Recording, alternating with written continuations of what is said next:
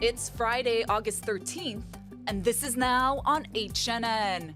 Friday 13th has never been so frightening. The state reports more than 1,000 new COVID-19 infections. Just ahead, we hear from the governor about this alarming number. Very focused on restrictions as we move forward.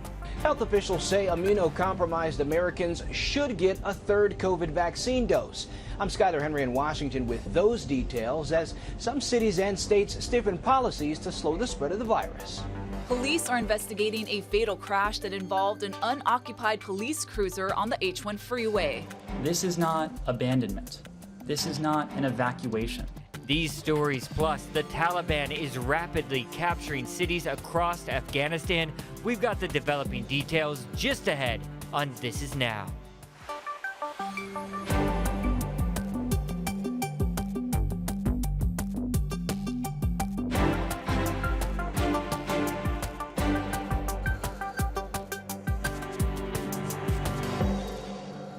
Good afternoon. Thanks for watching This Is Now on this Friday. We begin with an alarming case count being reported by the State Department of Health. The state is reporting 1,167 new COVID cases today and one more death, an Oahu man in his 70s. Now, the breakdown by island shows 151 cases on the Big Island, 46 on Kauai, 109 on Maui, 6 people on Molokai. Oahu has 837 cases and 18 people diagnosed out of state. Today's count does include cases from earlier this week that were delayed because of an interruption with a lab reporting system, but that still means Hawaii has been averaging 729 cases a day over the last 3 days.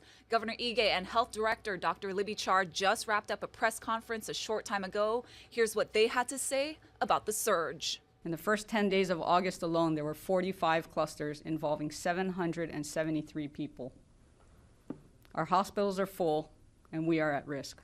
With over 7,000 active cases in Hawaii, this virus is impacting every facet of our lives, including our ability to respond.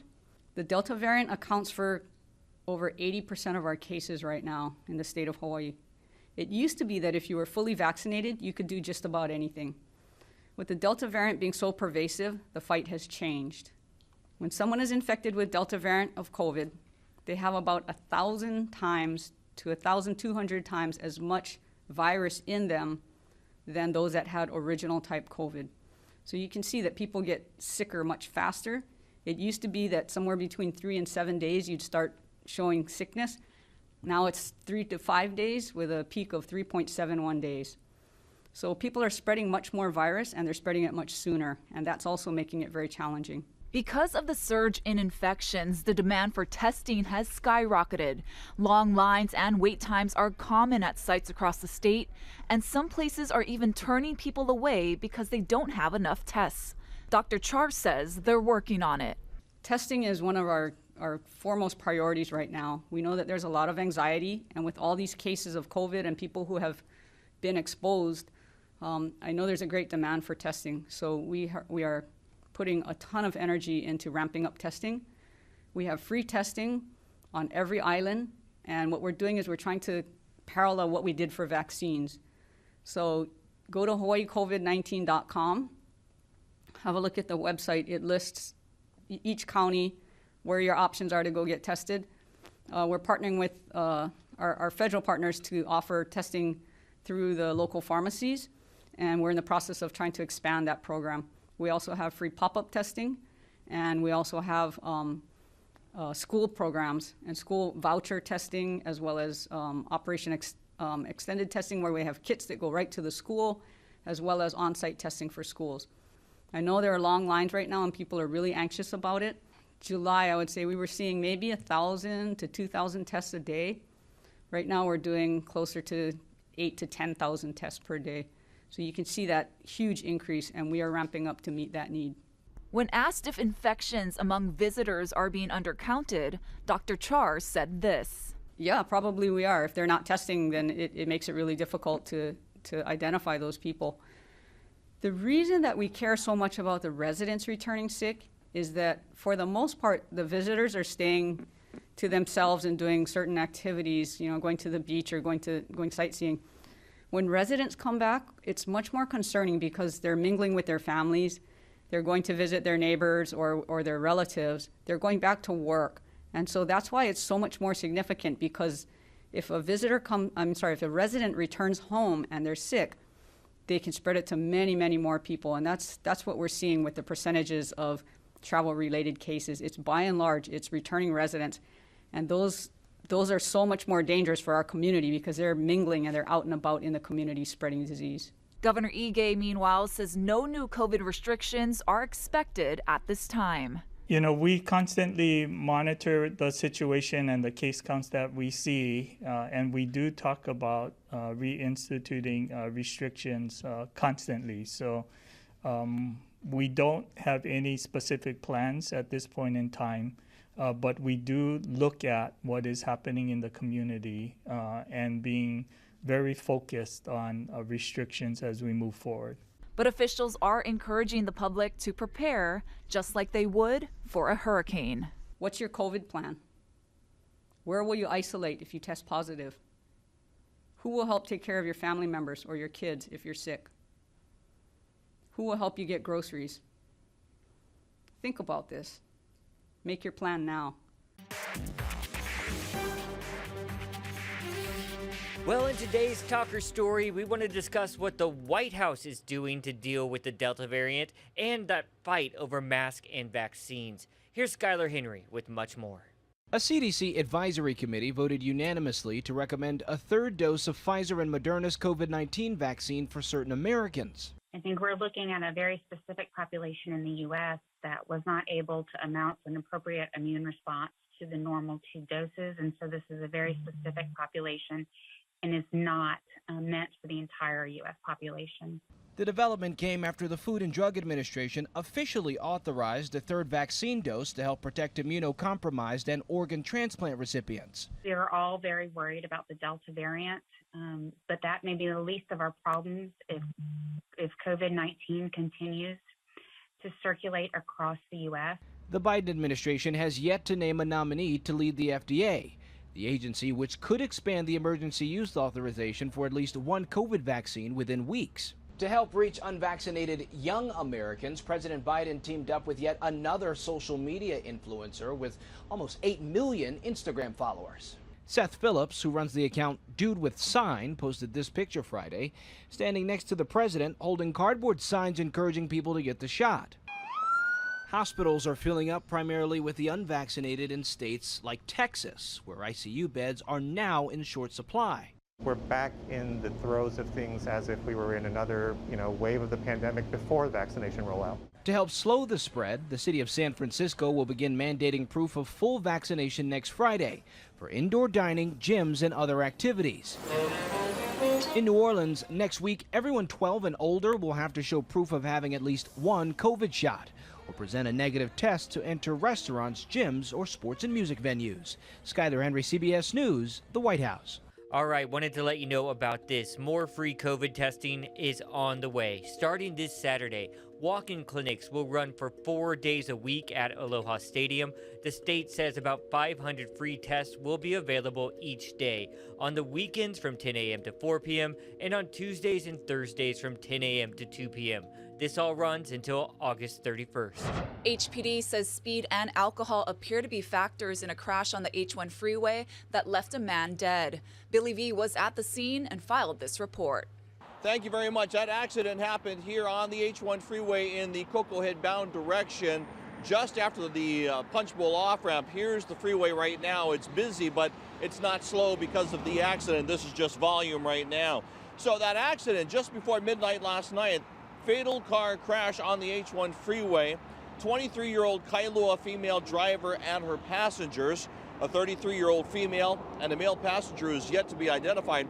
They were traveling on the H1 freeway at a high rate of speed. An HPD blue and white vehicle, it was stopped over on the side with its emergency lights flashing in the slow lane, that's on the right-hand side, to assist a stalled motorist when it was rear-ended by the 23-year-old Kailua driver. As a result of the initial collision, the 23-year-old Kailua driver's vehicle continued on and then collided with the median barrier before coming to a complete stop. The 33-year-old female passenger was taken to an area hospital in critical condition. The unidentified male passenger was pronounced dead at the scene of the collision. The HPD officer, he was standing outside of his HPD blue and white vehicle at the time. He was not injured. The 23-year-old Kailua female subsequently placed under arrest for negligent homicide in the first degree and operating a vehicle under the influence of an intoxicant. Now, at this time, both speed and alcohol continue to be factors in this crash, but that crash is still under investigation. From on the Pali Highway overpass overlooking the H1 freeway, I'm Billy V. Back to you. Let's get to this update now. Police arrested a 20-year-old accused of being the driver seen here plowing a truck into a surf store on the Valley Isle. The clerk, taken totally by surprise, quickly jumps out of the way. Witnesses say the driver appears to have crashed on purpose, but it's still unclear as to why. Chelsea Davis has the story from South Maui. There's yellow police tape around high-tech surf sports in Kihei, and the shop is now boarded up. Surveillance video captured the incident from several different angles. This is Wednesday around 4 p.m. at the shop on South Kihei Road. A pickup truck plows through the store. An employee behind the counter jumps out of the way and runs out just as the truck starts to reverse to do it again. He not only drove through all the way through the store, then he backed up and actually went throughout the store into the grass in front and then reversed all the way back through. It's just is mind-blowing. It looked like a bomb went off. All you could hear was glass in the middle. It was horrifying. Diane Dooley watched the destruction from across the street. That guy never stopped. He didn't care. He was hell-bent on destruction. There were no customers in the store. The employee who jumped out of the way wasn't injured. It came about like a foot away from sitting. Glass hit me, and it definitely felt a little intentional, if not entirely intentional. I'm just glad that no one was seriously hurt, and I got to walk away from this one, Ball estimates hundreds of thousands of dollars in damage. I think it was very fortunate Tyler didn't get hurt.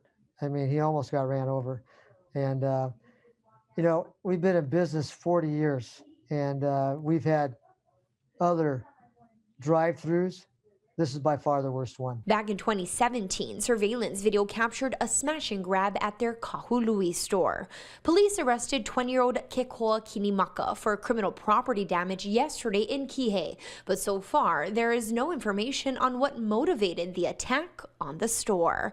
Ball says he has no idea why someone would do this to him, but he forgives them. And it's done, so we move on. It's such a miracle. I mean, anybody could have been in that store. Reporting in Kihei, Chelsea Davis, Hawaii News Now. Intelligence officials are noticing a similarity between current calls for violence online and the buildup to the January 6th Capitol insurrection. Department of Homeland Security Intelligence Chief John Cohen says online extremist rhetoric is ramping up. He says it's linked to conspiracy theories and false narratives that the presidential election was illegitimate, but the comments have not mentioned specific dates and threats. This comes just days after DHS warned state and local authorities about an increase in calls for violence. In May, DHS issued a terrorism bulletin to highlight how online forums were being used to influence and spread violent extremism. U.S. troops have begun arriving in Afghanistan to get Americans out of the area as the Taliban overtakes much of the country. Roxana Saberi is in Kabul. The Taliban are retaking Afghanistan at lightning speed, raising their flag in city after city, sending U.S.-trained Afghan forces scrambling and showing off the spoils of war. Last night, the insurgents took their biggest prize yet, the country's second-largest city, Kandahar, the birthplace of the Islamic fundamentalist group in the 1990s. Herat, the country's third biggest city, also collapsed. That means the Taliban now control much of Afghanistan's west, south, and north. And this morning, the group released this video claiming to have freed Taliban prisoners in the city of Logar, that's only about 50 miles from Kabul. With the Taliban now well positioned for an attack on the capital, the U.S. announced a significant staff drawdown at its embassy in the coming days, with the help of thousands of troops temporarily deployed from elsewhere in the region. This is not abandonment. This is not an evacuation. What this is a reduction in the size of our civilian footprint. But as the U.S. also prepares to withdraw the last of its military forces by the end of this month, many Afghans fleeing the fighting for Kabul feel betrayed. Many of these people fled the Taliban, fearing the return to strict Islamic law and brutal violence. And for the millions of young people across Afghanistan who know only life after the fall of the Taliban 2 decades ago, their future and dreams are now in jeopardy. Victoria Fonten is a professor at the American University of Afghanistan. They feel let down. They feel that everything that they have studied for, worked for, could go to shreds in a matter of a few days. The U.S. military has been conducting limited airstrikes to back up Afghan security forces, but clearly this support is far from enough. Roxana Saberi, CBS News, Kabul. Of course, we'll have much more on that still developing story coming up on the NBC Nightly News and the CBS Evening News on KGMB and KHNO. Want to take you live outside now. Look at this. This is the North Shore pipeline there. There's some surfers out in the lineup having some fun. Jealous of you. Let's turn it over to Guy Hoggy now with a check of those surf conditions across the state.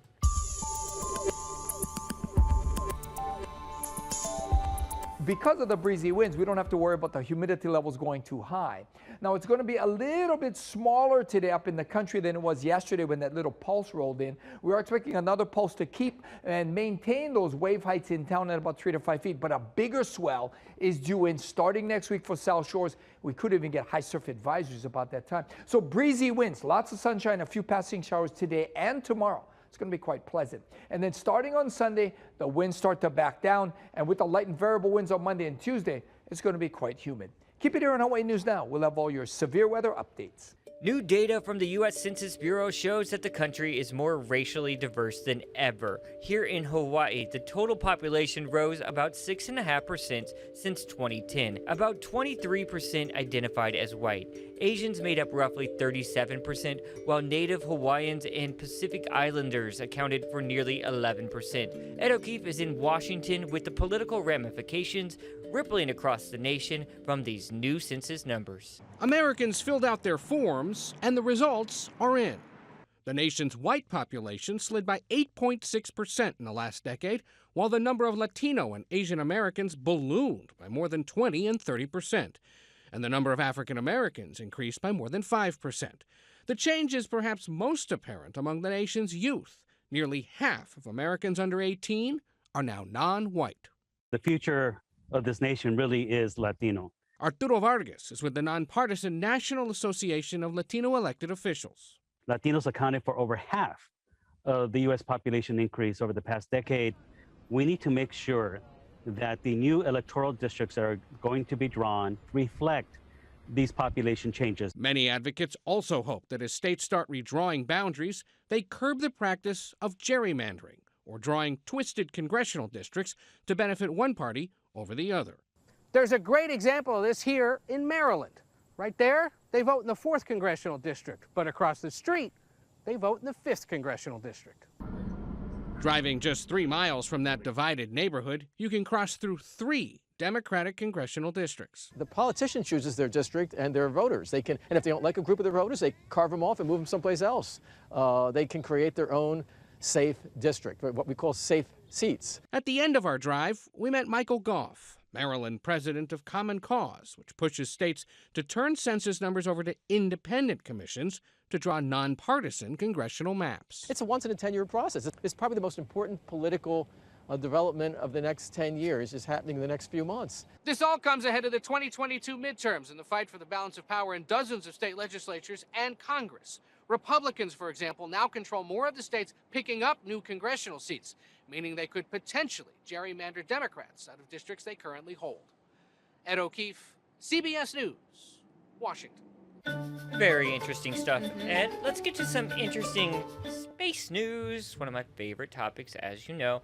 All right, this isn't so good news, though. So aerospace giant Boeing says its Starliner capsule is headed back to the factory after last week's delayed launch. It said it was an uncrewed test flight to the ISS, was planned. Boeing says it's told NASA it needs to do, quote, deeper troubleshooting. What the problem is some valves that are having issues with its propulsion system that delayed the flight last week. This capsule is intended to start sending astronauts to space at some point once they figure it out. Yeah, and going with our space theme, check out these amazing views captured a little more than 250 miles above Earth. The time lapse shows the southern lights, or aurora australis, from space. Images of the phenomenon were taken over the Indian Ocean and were shared by astronauts aboard the International Space Station. The colorful display is caused by strong solar winds hitting the Earth's magnetic shield. So beautiful. Yeah, I love it. And if you were an astronaut in space and you're missing Earth, what's one thing you would request from a cargo delivery? How about pizza? Oh, yeah. Yeah, an out-of-this-world pizza delivery happened 220 miles above Earth. The spacecraft, named after Hawaii astronaut Ellison Onizuka, completed its 2-day journey to the ISS with more than 8,000 pounds of cargo, including fresh apples, kiwis, and ready-to-made pizza kits for the 7 people on board. Pizza, pizza, Yeah. pizza. All right, let's get to some entertainment news. You know, there's a big update to the Britney Spears saga. She may soon have a new conservator. Let's turn it over to Lilia Lucicina with more on that. She's been a global icon for over 2 decades, but for the past 13 years, it's her father who's controlled Britney Spears' estimated $60 million estate. In court documents filed Thursday, Jamie Spears' attorney said he intends to work with the court and his daughter's new attorney to prepare for an orderly transition to a new conservator. Pursuant to Britney Spears' instructions, we will be moving promptly and aggressively for his removal. The move comes after the singer pleaded with a judge last month to remove her dad from the conservatorship, claiming cruelty and abuse. The court filings insist there are no actual grounds for suspending or removing Mr. Spears, but that he does not believe that a public battle with his daughter would be in her best interest. I think until we actually see the resignation papers filed, we should reserve judgment on what this really means. Attorney Sarah Wentz specializes in conservatorships. She says with Britney's attorney demanding an investigation into her father's conduct as conservator, it could be a long time before he actually steps in. I am doubtful that he's going to resign and then have to defend himself on his own dime in front of this court. Meanwhile, Britney continues to embrace the Free Britney campaign. I do want to let you guys know things are way better than what I ever anticipated. As it gains national and international attention. Free Britney! We want it now! But Britney Spears' attorney has not yet filed to terminate the conservatorship itself, just to change the person in charge. Maybe she feels like she wants this help in place and she's not ready to completely go out on her own without some help. Britney Spears' attorney says he will continue a vigorous investigation into the conduct of Jamie Spears, accusing him of reaping millions of dollars from his daughter's estate. Jamie Spears, in his filing, has said that he has been the unremitting target of unjustified attacks. The next hearing in this case is due in September. Lilia Luciano, CBS News, Los Angeles. And finally, we have something cute to make you smile on this Aloha Friday. Meet Larry. He's a golden retriever who likes to retrieve, well, basically anything he can get his paws on, including red and blue crayons. Whoa. Now, Larry's owner said he snagged them off the table while her kids were coloring. He then took them into the backyard where they melted into the grass and, of course, his fur. Now, who could be mad at a face like that? No one. So the family laughed it off and gave him a bath and another bath and another bath. Oh, yeah. So cute. You guys, that's going to do it for This Is Now. Have a good weekend.